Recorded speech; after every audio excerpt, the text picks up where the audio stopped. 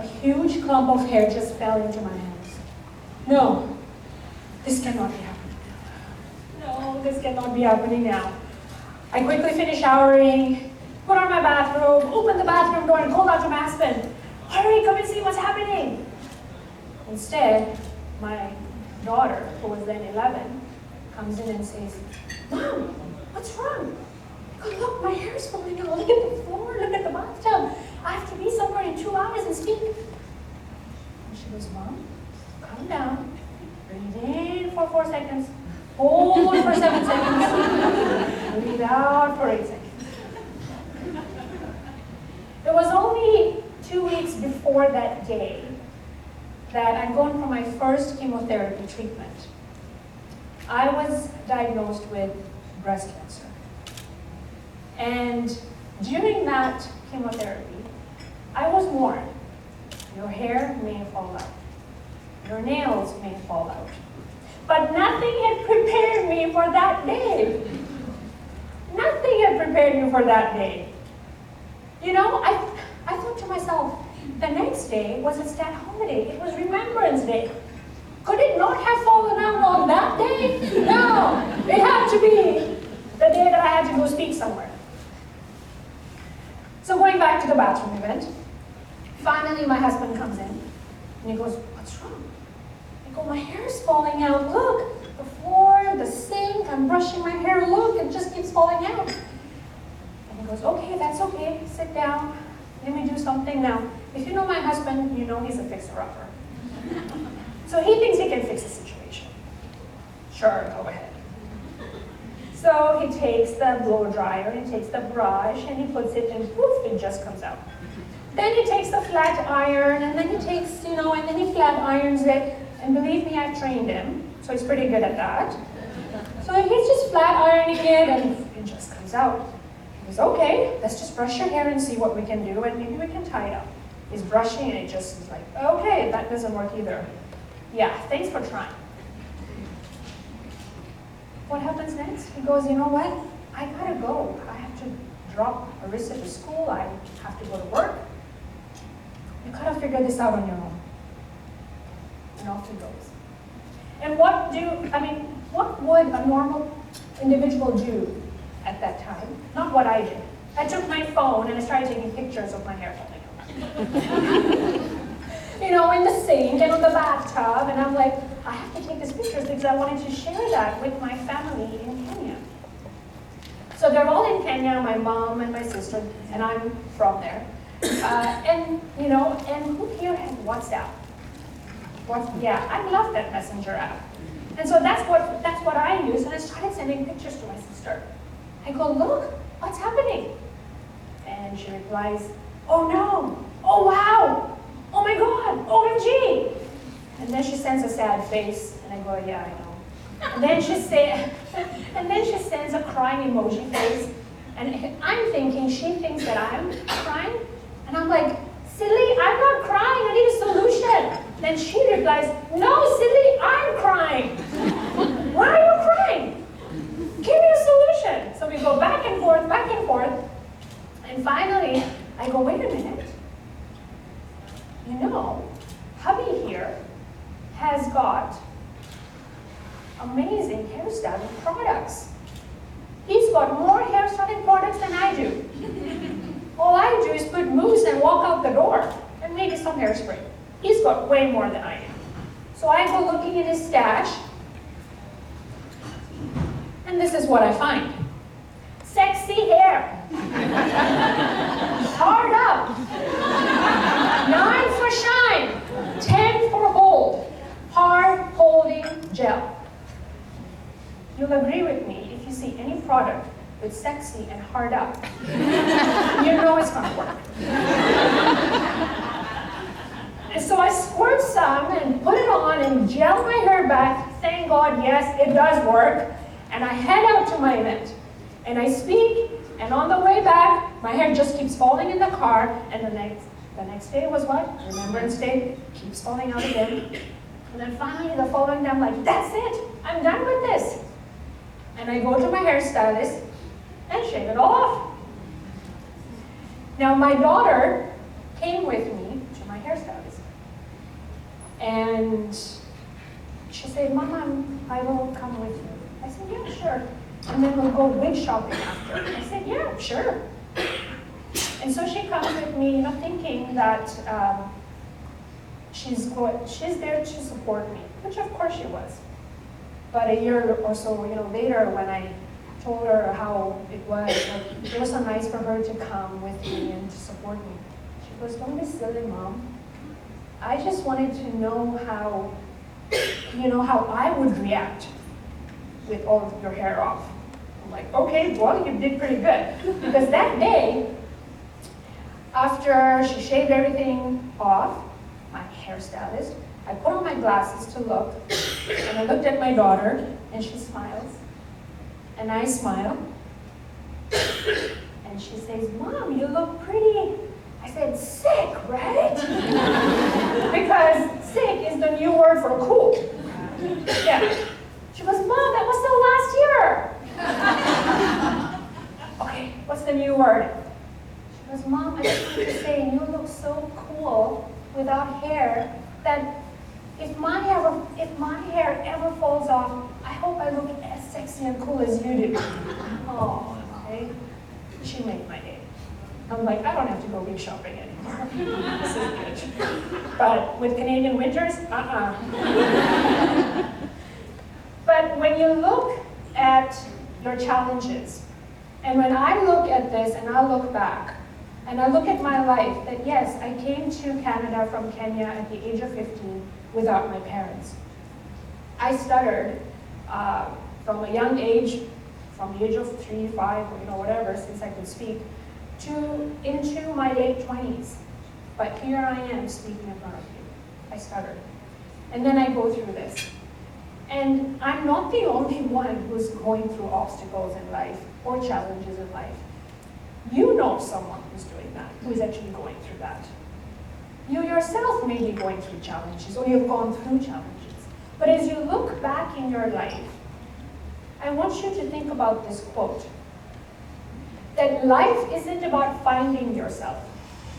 Life is about creating yourself, because after every challenge that you go through, don't you look back and say, something good happened out of that, because this is what happened after, right? Or it makes you stronger, it makes you more resilient. Now this is not my quote, I forget whose it is, but it's a great one to keep in mind anytime you're going through challenges. Okay, so before we go into my 3R formula on how to build resilience, let me ask you this. What is resilience? Why is it that some people can swim while others sink? So what I want you to do is on your table, just for 30 seconds, discuss what this means to you. Now usually, I ask a volunteer to stand up and go to the microphones and say what it means to them. And then when you do that, I give you a book. But guess what? Thanks to Canadian Society of Medical Lab, you're each going to go get a book after today. You each get a book.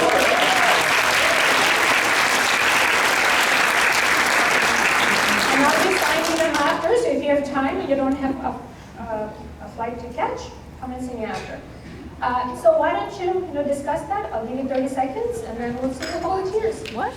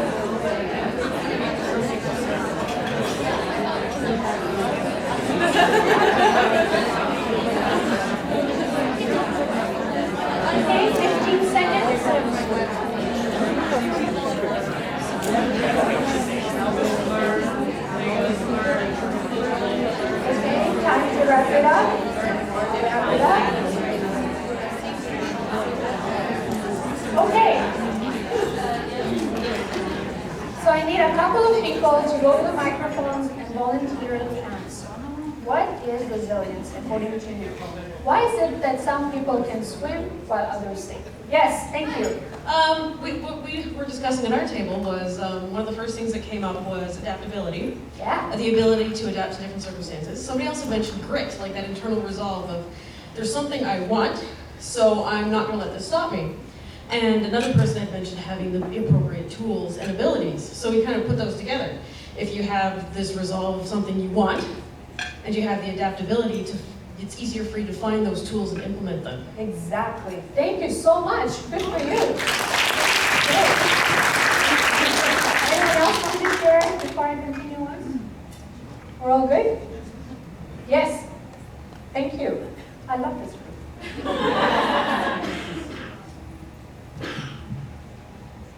To me, resilience is turning the negative into the positive. I've had everybody's had their own personal situations, but for me, especially since I moved to the Maritimes, I find that if I feel like I'm fighting the fundy tide, it's time to turn around and look in a new direction, and that's what I take my negatives and turn them around. And every single time, I've had such good out of it, and it's helped me to be resilient. Wonderful. Great answers. Thank you. That's exactly what it is. So according to George S. Everly, he says that the difference between those who sink and swim is a lack of planning ahead and tenacity as well as a negative attitude. So let's go with the first one there. You know, we all plan ahead, right? We all do. We plan for our retirement. We plan for our education. The difference is the ones that can swim also have tenacity. He didn't stop at the first few words. Because when we plan ahead, we have setbacks. We all do. But the difference is who is going to bounce back and who is going to stay where they are. That's tenacity. The second thing is a negative attitude. Who here knows someone who's negative or always complaining? Yeah! You know, all you want to tell them is, do not step into this positive bubble right here. Stay where you are. Okay. So that's exactly what you want to keep in mind about the negative to positive. Great answer, and we'll get through that because that's part of the 3R formula. So to build your resilience reflex, you need to understand how it works. I'm not the kind of speaker who will come up here and talk and all that. I also give you content and tools that you can use in real time. So this is what the model looks like. The 3 R's are release, reprogram, and resolve. We're going to go through each one. The first one is all about mastering your mind. And the tool that I give you there is called Imagine Intelligence. Break that down. It's 2 words. Imagine, imagination, and intelligence. You use your intelligence to imagine better things so that you can change your words and master your mind. The next R is reprogram. Here you're going to shift your mindsets to find the solutions and reframe the situation. And the third R is resolve. Resolve is about embracing change and letting go. Okay, again, this is the model. We're going to start with the first R. Now to understand how your mind works, I have to give you some background. We usually have an event, and that event creates an emotion. That emotion or feeling influences your behavior. So for example, when we graduate from university, that's an event, we're so happy, we're excited, but yet we're scared, we're not sure what's going to happen. So we have all these feelings, and then what happens next? We go get drunk and party, and that's our behavior after, and then we get a hangover the next day, right?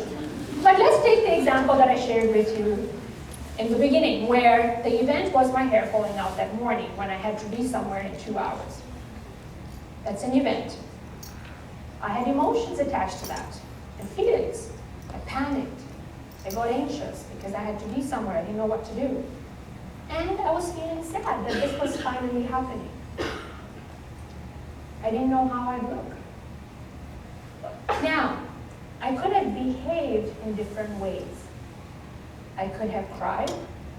I could have been depressed and called the organizer and say, sorry, hair's falling out, ain't coming. And I couldn't do that to her. She already moved the date for me from September to November because I had my surgery in September. I thought, I can't do that to her. I gotta figure something out. So I decided to talk to someone. Now, how do you know when you're in chaos, you don't think, oh, I'm not gonna cry, I'm not gonna get depressed, I'm gonna... You don't think that then. It's just go, it's microseconds. So how do you know how to behave? Well, most of us don't because we go to our default behaviors. And that happens very unconsciously between event and emotion and behavior. Microseconds. And that's called default programming. You've programmed yourself to behave in that manner when a certain event happens. And these are based on your filters. And your filters come from your senses, so how you take in the world visually, auditorily, kinesthetically, your value systems, your belief systems, your memories, and the rituals that you have, which are your patterns. I'll give you a great example. Last week, my husband dropped me off to an appointment, and he decided to go to Tim Hortons, grab me a coffee and a steep tea for himself. He goes through the drive-thru, and he's told that the total will come to $3.36. He goes up to the window, gives her $5, and he gets his steep tea and coffee. And then the window closes, and he's waiting for his change. And then a few seconds pass by, and nothing's happening, and he goes, so he knocks on the window. She opens the window, and he says, my change. She looks at him and says, well, you should have given me the right change. Which Tim Hortons have you gone through? And you give your order, sorry Tim Hortons, and you give your order, and they tell you, please make sure you have the right change when you come to the window. Right? So he tells her, I gave you $5. Look at the receipt or something here. So she looks, and she doesn't say anything. She gives him his change, doesn't even apologize. Right? This is called default behavior. However, someone else could have behaved differently and could have said, oh, you gave me $5. Oh, I must have forgotten. Here you go, and I'm sorry. Right?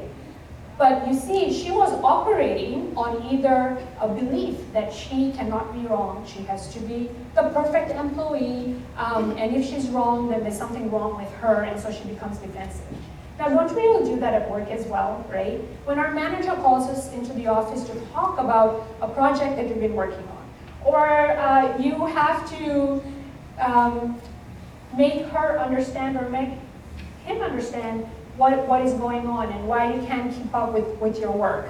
We get defensive. That's our default programming. Whereas some of you may just get curious and ask the manager, what is it that you'd like me to say, or what is it that you'd like me to do exactly?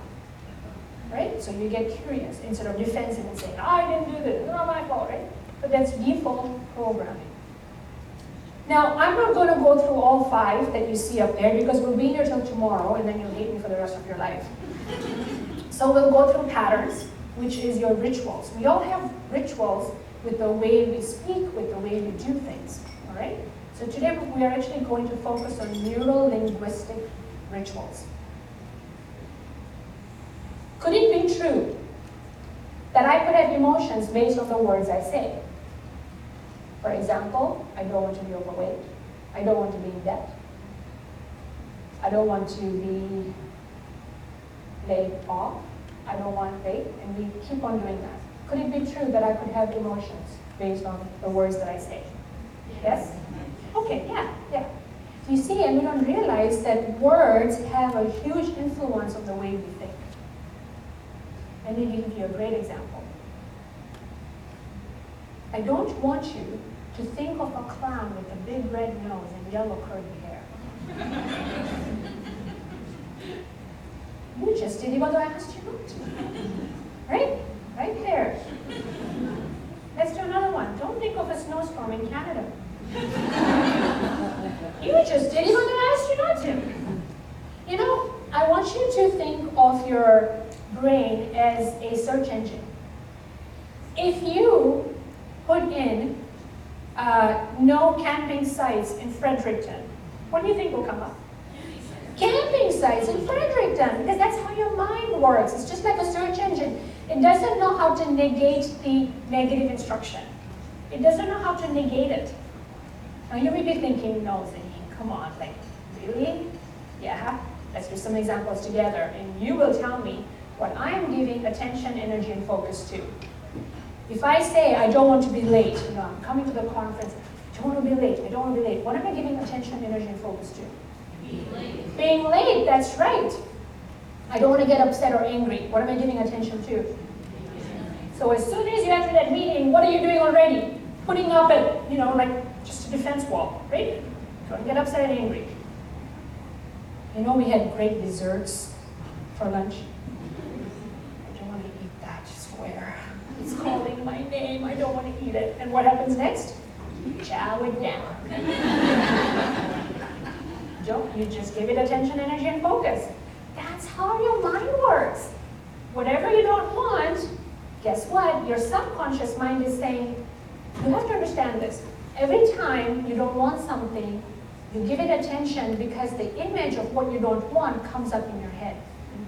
Right? If I were saying, I don't want to be late, I don't want to be late, what kind of images come up for you? Being late, being rushed, getting a red light every time, no matter what, right? Those kind of images come up for you, and guess what? You get late, right? Because you're giving it attention. Your subconscious mind is saying, that's what you want to give attention to? Sure, that's what we'll do. So what you have to learn now is, how do I change that? Simple, very simple. This is where the tool Imagine-Intelligence comes in. You're going to change your imagination with your intelligence so you can get the results you want.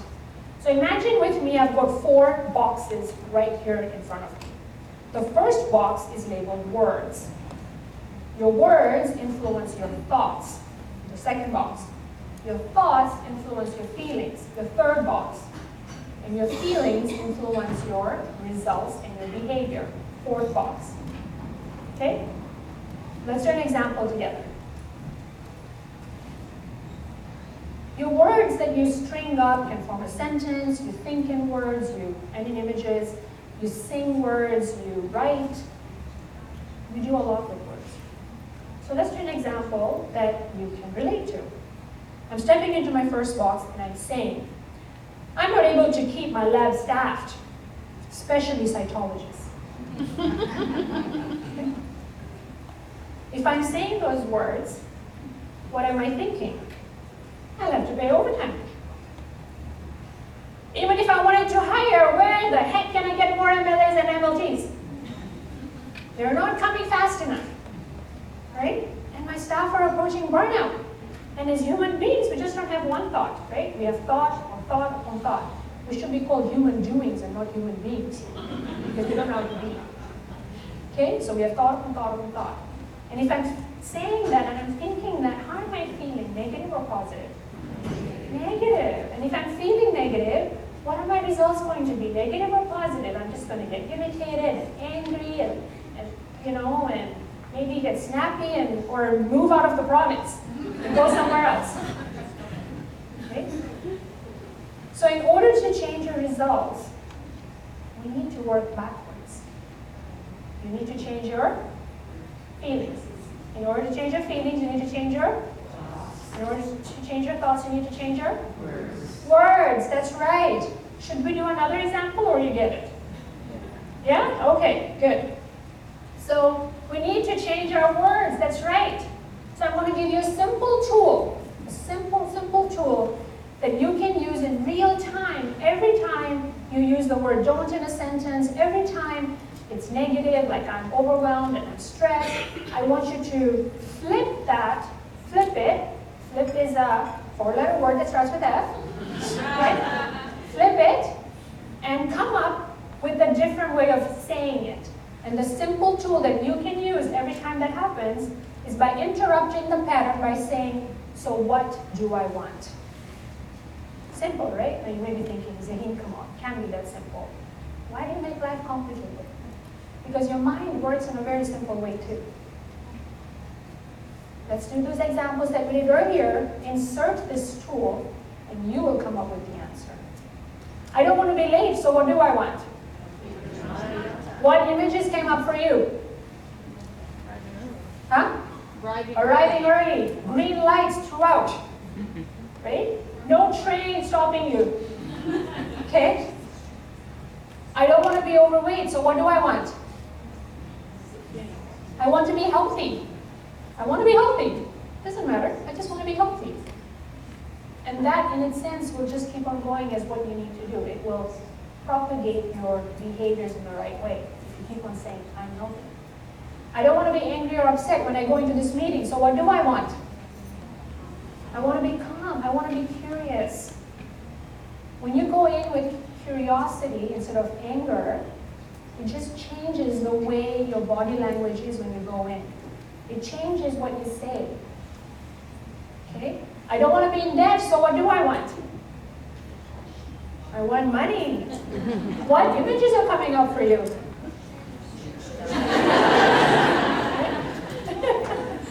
All right? So this is the tool that I'd like you to use. Every time you hear the words don't, not, or no in a sentence, or any kind of negative words that you hear, like I'm stressed and I'm overwhelmed, just ask the person, so what do you want? Ask yourself, so what do I want? I guarantee you, when you leave here today, you will hear someone saying, I don't want, what are you going to say? So? What do you want? There you go. So what do you want? Okay? By the way, if you have young children, you say the don't word 150 times before moving. All right. So we learned the first R. We're going to go to the next R, which is reprogram. Here you're going to learn how to shift your mindsets with a simple tool again. We have two kinds of mindsets. We have the victim mindset, which is also known as a blame mindset. When you have a blame mindset, you lack choices. When you lack choices, you're giving away your control to someone else, or your power. You're letting them control the situation. A victor mindset is also known as an outcome mindset, because they're always looking for solutions and outcomes. Because they know that they have outcomes, or they can look for some, they know they have more choices. And if they have more choices, that means they feel more in control of the situation. Now, how do you know when someone is in a victim or victor mindset? Well, you know from the language, but usually you would hear things like, what's wrong? Whose fault is it that I have this problem? Blaming, right? So the blame mindset. How long will I have this problem? Why do I have this problem? That's a victim mindset. So in August of 2016, I'd gone to see my surgeon for the first time. I went with my husband and my daughter. We sat in her office, and she comes in and she says, well, Zaheen, you know you've got cancer. You need to take that out. So this is what it's going to entail. You need to decide whether you want a lumpectomy or vasectomy. And then she went on about the difference with the two and so on. And then she says, you know, after surgery, you have to go for chemotherapy. And I thought, why? You're going to take out the lump and I'm going to be fine. She goes, well, you're 41. The cancer looks aggressive, and we want to make sure it's not spread anywhere. So we want to make sure that you go through chemo. Okay. And then she said, after chemo, you have to go for radiation for a whole month. I go, oh. And then she says, be prepared for your life to be disrupted for the next 4 to 6 months. If anyone knows me, they know that I plan ahead 4 to 6 months in advance. Okay? That's how my business works. That's how things work for me. And now she's telling me, be prepared for my life to be disrupted. I just became numb, right? Because I wasn't prepared for all this. First surgery, then chemotherapy, and then radiation, and then going to pill for 5 years. And everything she was saying was just going over. Nothing was going through in here. I got in my car, and I checked my phone, and there were messages from my mom and my sister. What's going on? What is the surgeon saying? And so, you know, again, thanks to WhatsApp, I phoned my mom, and I told her what the surgeon said. And I started crying, and I just started sobbing and sobbing. And I said, why me? Why is this happening to me? I wish you were here, Mom. I'm so alone. I have no one here, except for husband. But I really want my mom, you know? And I said, I know you can come, and I'm not trying to make you feel guilty, but I just feel, you know, I just went on and on.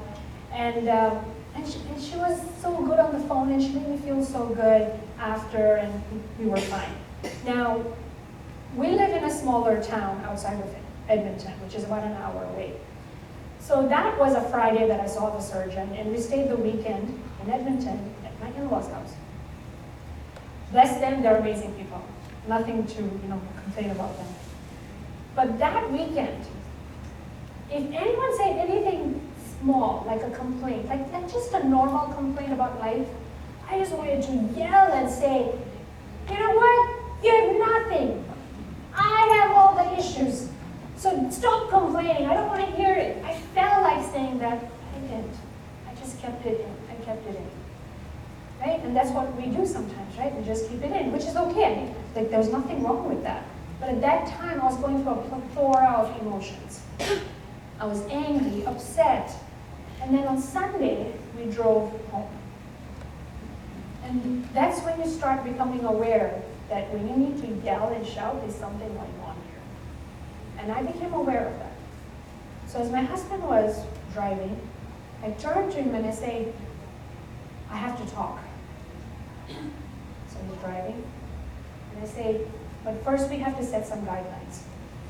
1, I'm going to vent and you're it.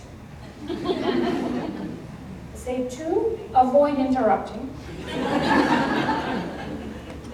And 3, help me with my thoughts. We always stop at the first 2, right? You're it, avoid interrupting.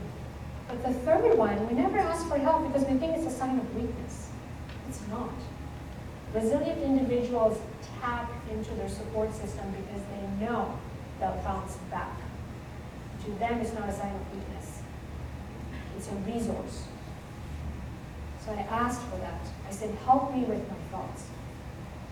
And so I started. I said, why, you know, the same kind of questioning. Why me? You know, I don't smoke. I don't even drink alcohol, except for New Year's Eve. I'll have a glass of champagne. That's about it. You know, I eat healthy. I drink kale smoothies in the morning, for goodness sakes. Right? Why me? Why me? And I say, you know, we have a wellness center, and we teach people how to be well. And now the owner of a wellness center has got cancer. I feel like a fraud. How can I teach other people to be well when I have got cancer? Right? I feel like a fraud. And I went on and I was crying and sobbing and just crying. And then I kind of finished and I was, you know, wiping away my tears, and he's here driving. And he's looking at me and he's, you know, putting his hand on my lap and trying to make me feel better. And then he goes, so you're done? Yes. So he looks at me and he says, look, Zaheen, we don't know why you got cancer, okay? But it's good that you caught it early. You're 41, you don't go for mammograms until you're 50. So it's good that you caught it early. And that one, like, you didn't even know, it was just by luck, right? He said, second, it's good you're healthy. Because when you go for chemotherapy and all that, you know, compared to a person who's not healthy, they'll have more issues than you will. You may find it a breeze to go through it. And he was right. It was only after my first one that I had really bad side effects. After that, I was fine. But I was also proactive in making sure everything was okay. And you say, third, you talk about resilience. Well, walk your talk. You know, let's get there together. And he's driving and I'm just like, catch. But he was right. And what he did at that moment is he reframed the situation for me. I was only looking at it from one angle. Why me? Why this? You know? But he completely turned the angle and said, well, you have it, that's fine now. Let's move on and figure out how you can get better. And that's when he taught me that, yeah, you know what? Something good can come out of this. I don't know what. And it was, now that I look back, there were so many things that happened that good came out of that. And I'll go through that as well. So how do you flip from a victim to a victor? Easy, by reframing, but that's not just one. A victor mindset will ask the following questions. So the first one is, what else does this mean positively? What else does this mean?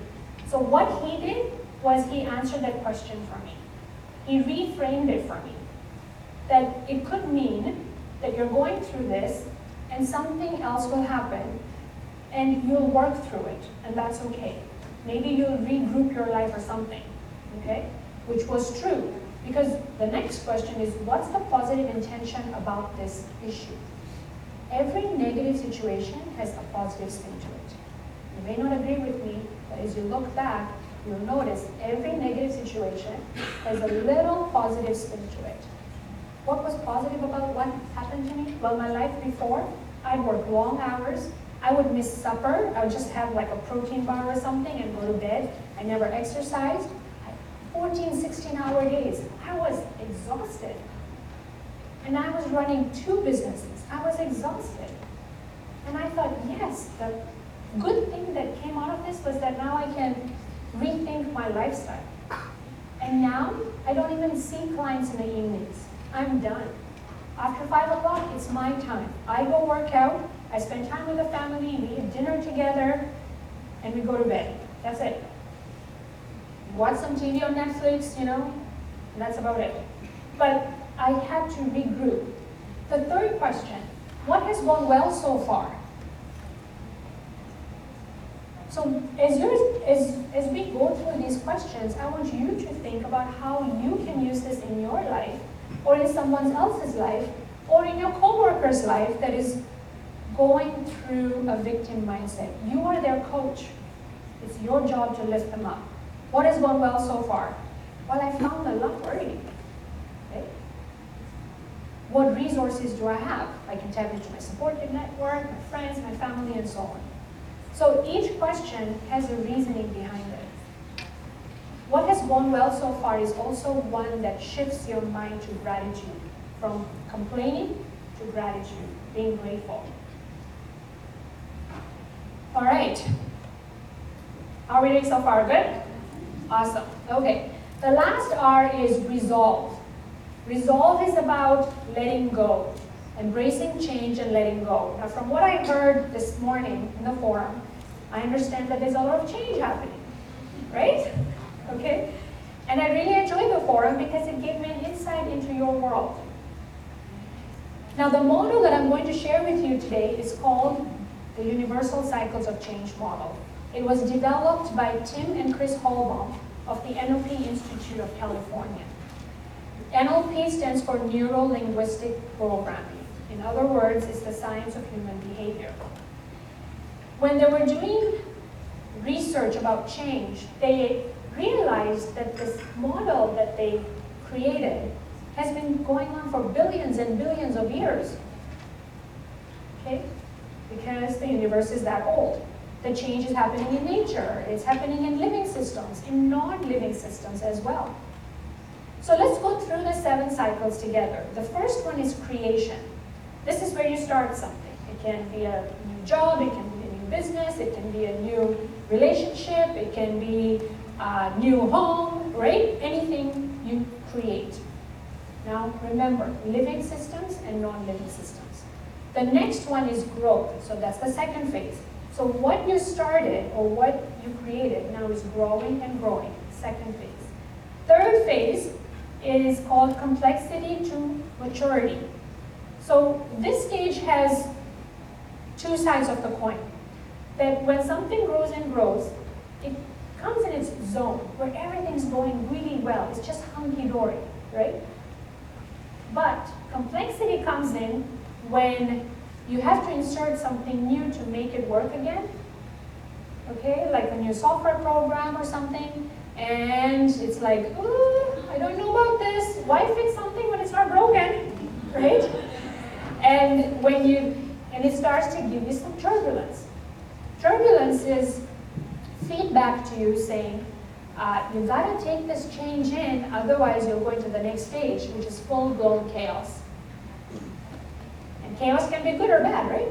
Chaos can be good because if you do the next stage, which is you drop off something, you can keep going through change. It can be bad if you keep on staying in chaos.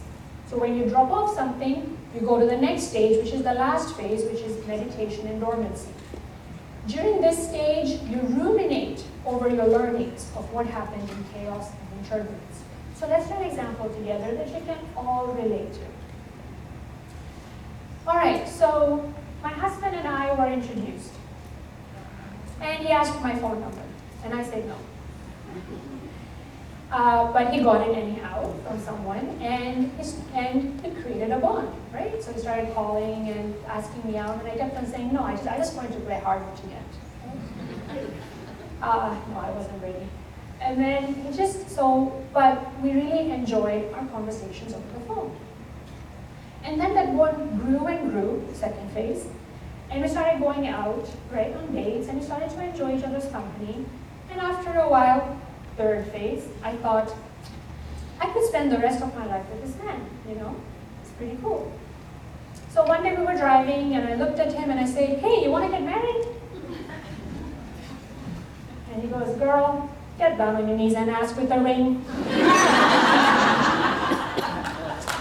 Yeah, and I did. And then we got married, and guess we moved in together because we were living together before, and guess what happens? Turbulence. Because we're not used to each other's habits, right? So turbulence. And we didn't pick up on that feedback that things have to change because those little fights every day became larger and larger fights, chaos. Okay, and then we decided, what is going on here? We didn't get married to have fights every day when we come home. We got married so we could age together gracefully. We got married so we could start a family. We got married because we loved each other. And we still do. And he still says he's on his honeymoon. Yeah. So when we noticed we were going through chaos, we had to let go something. So we sat down and we said, what needs to go? Now, I'm not saying that you need to let go of whole relationship. That's not what I'm saying. You need to let go a habit, an attitude, anything of that sort. You know, in your case, it can be a standard operating procedure that is old, that needs to come up with a new one. It could be a template that you're all using that is not working anymore and needs to go, and you bring a new one. It can be CBT, computer-based testing. You know, it's coming up, so the pen and paper pencil needs to go. Right? So think of the change as that way, that if we keep on staying where we are, then there's no chance of growth. So you need to let something go.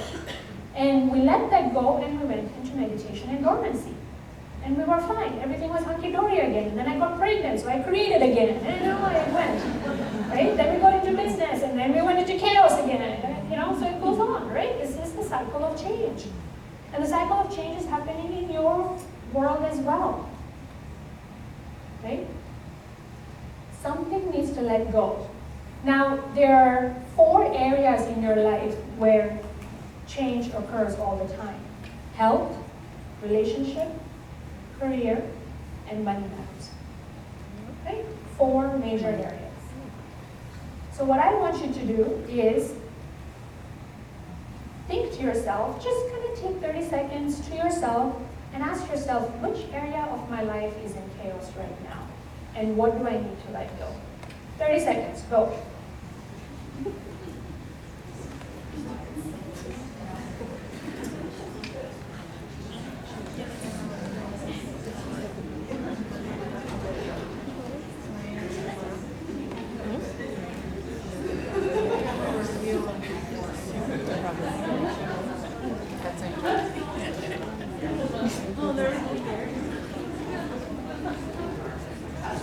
Okay, 15 seconds.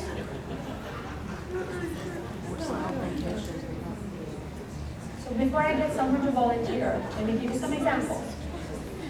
So if your health is going through chaos, then maybe you need to drop something off, like maybe, I don't know, eating junk food at night and picking up exercise or something, or walking outside. If your finances are going through chaos, then maybe you need to let Amazon one click go. That is a financial problem right there. Okay? It's easy. Okay? If you're going through a career change and you're not sure, well, I'm not saying drop a whole career, like your whole, but just drop something that's, you find, maybe it's a shift that's not working out for you. All right, so I've given you some examples. Who wants to go? Who wants to go on the mic and share? Oh, you're the best. You can tell I'm not shy, can't you? No, you're not. Yeah, well, I was actually just talking with my table. A lot of these things have been in flux with me for the last month. I used to do overnights completely for 4 years, 5 8-hour shifts a week. That was rough. And it was starting to get really hard. So I just had a career change. I just started at a college in the last month. So I realized that I really had to get out of doing the overnights. So I started to look for other things. And I always wanted to teach. So that's another reason why I figured I might as well get up and talk to the microphone. If I'm going to teach in front of a class, I have to get used to talking in front of everybody. So that was in flux for me. And there's been lots of issues with my health, and I'm starting to try and eat some healthier snacks. I was just talking with a friend about that earlier. And trying not to get hung up on certain aspects of my health, because I know if I'm not hung up on it and just work to get healthier, it will all come together, which is a lot of work. It's hard to change how you think, but that was one thing. Not anymore. Yeah, that's right. This is great. And of course, changing your career, you have financial worries, but that's all working out. So there's actually a lot that's been in flux with me for the last month or two. Yeah, so you're going through a lot of change. So I really, really am, but I feel like I'm at the droppings off stage a lot of the time now, which is excellent. So I feel really good about that. Good. So thank you. Thank you. Thank you for sharing. On this side of the room, we need a talker on the mic there. Who wants to go? Who's brave enough to share? No? Okay, thank you so much. Hello. I have a really typical cycle that's kind of mind-blowing to see it that way and how it kind of all came around. So recently, I was having more financial issues. So I am a new lab tech. I just finished my course a couple of years ago, and I did a big detour in university with other courses. So I have a lot of student debt.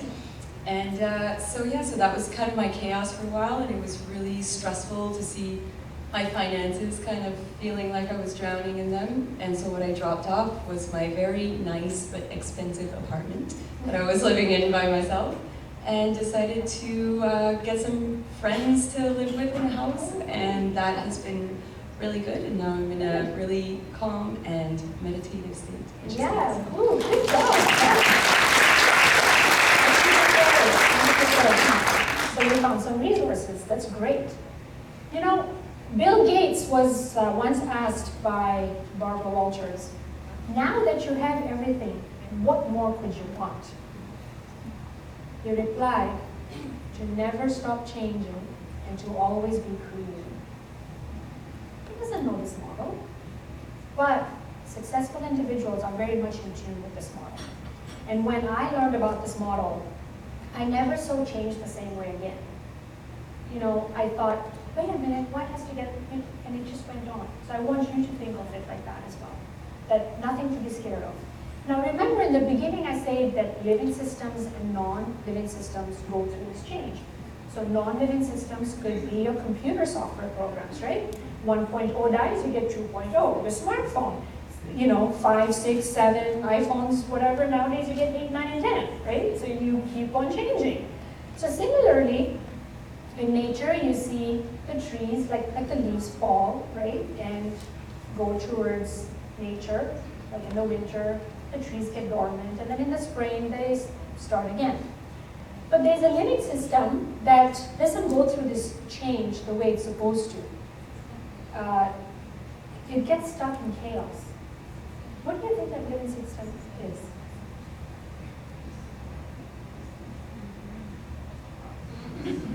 Yeah, human beings, us.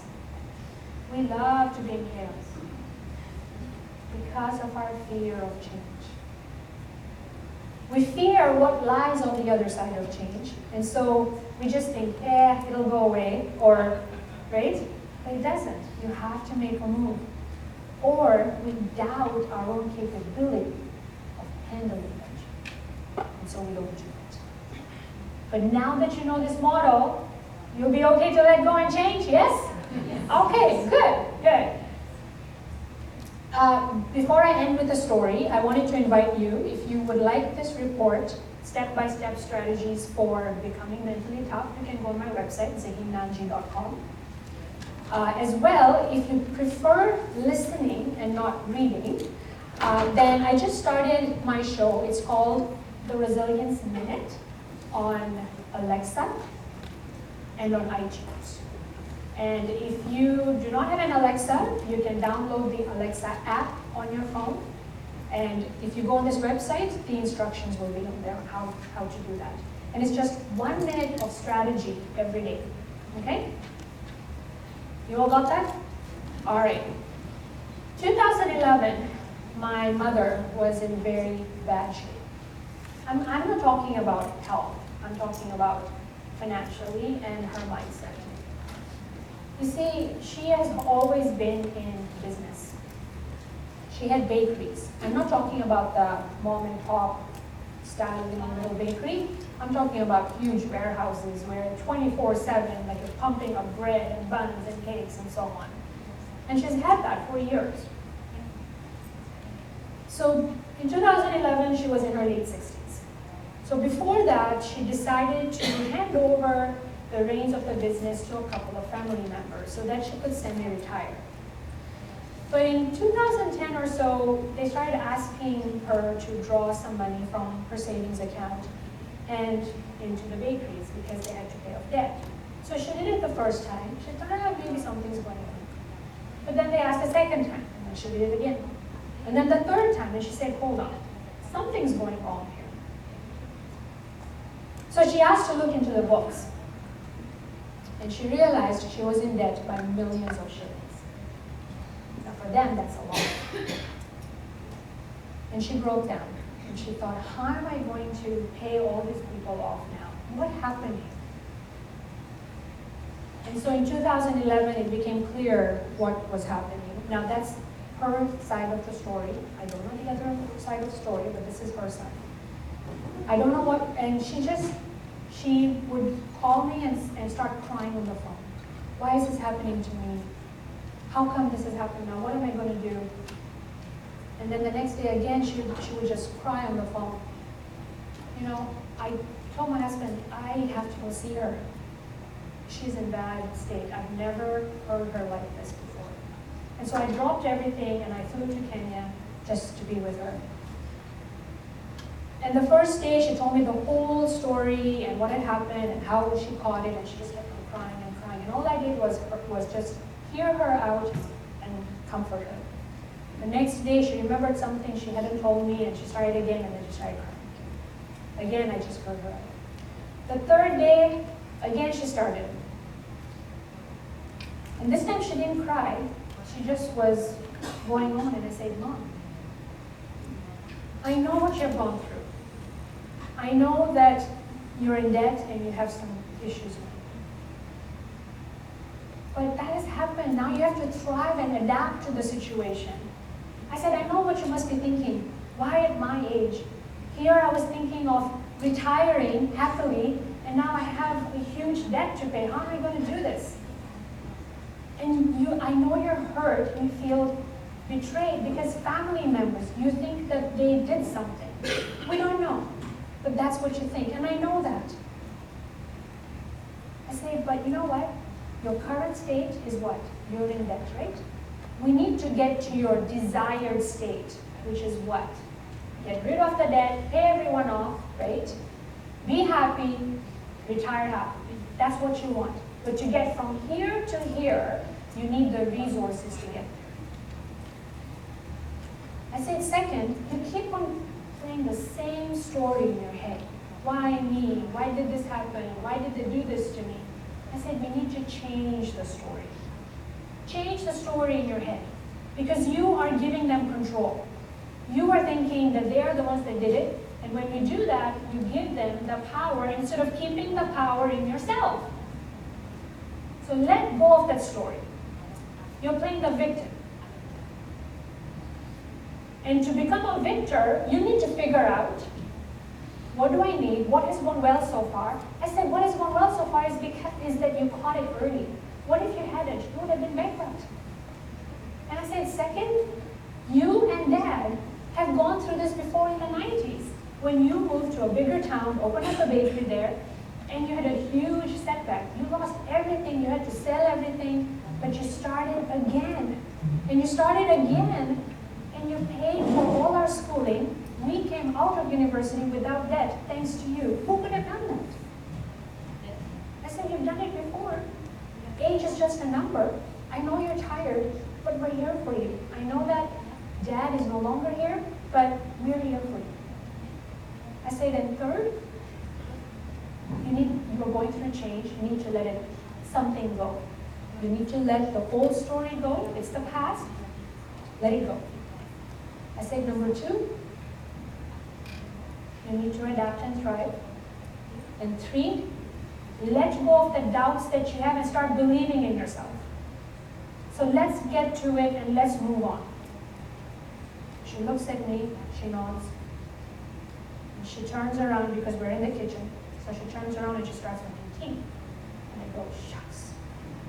Maybe I should just take all that. So we go about our day, and she's very quiet, and I go about my stuff. And then the next day, we meet in the kitchen again, and I go, hey, Mom. And she has this bounce in her step, you know? And she goes, hi, Beta. Beta means my child. And she looks around, she's got this brightness in her eyes, you know? She's got this bounce in her step. I say, Mom, you must have slept well. I want what you're taking. And she said, actually, Beta, no. I didn't sleep well.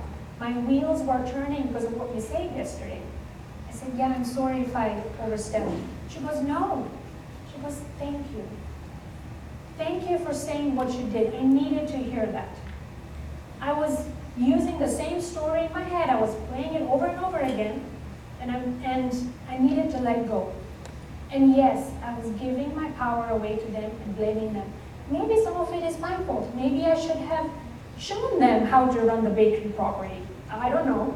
She goes, but I have to fix this. I can go to my accountants, and she went on and on about how she can go to a lawyer, accountants, and make sure things. And after she was done, she said, again, thank you. And I said, that's my mom. Now she's back. So we laughed, we cried, and we hugged. And to this day, she says to me, if you weren't there, I don't know what would have happened. I lifted her up from a victim mindset to a victor mindset. I helped her reframe the situation. Resilient individuals go through anxiety, fear, and stress, and angst, and all that they do.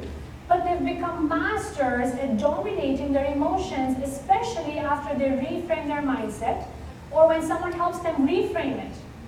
Resilient individuals are rock stars in tapping into their support system because they know it's a sign of strength and not a sign of weakness. So what I want you to do is give a high five to the person next to you and tell them, you're a resilient rock star.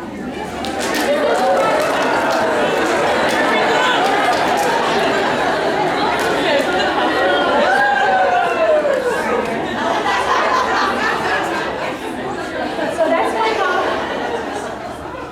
That's my mom there. She's now 75. She still has one bakery that she still goes to. That's her baby, and it keeps her going every day. I met with her last year for my brother's wedding, and I'm going back again in August to see her again. So thanks to her, I am who I am. And I want to thank you for being such a great group and interacting with me.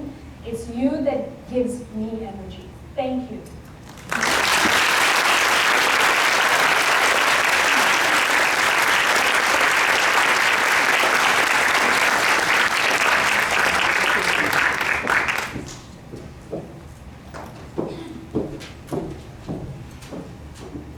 Thank you so much for that presentation. I think what is kale smoothies are not cancer fighting or bulletproof. So I'm going to stop beating myself up about the fact that I don't like kale and I don't like smoothies. So.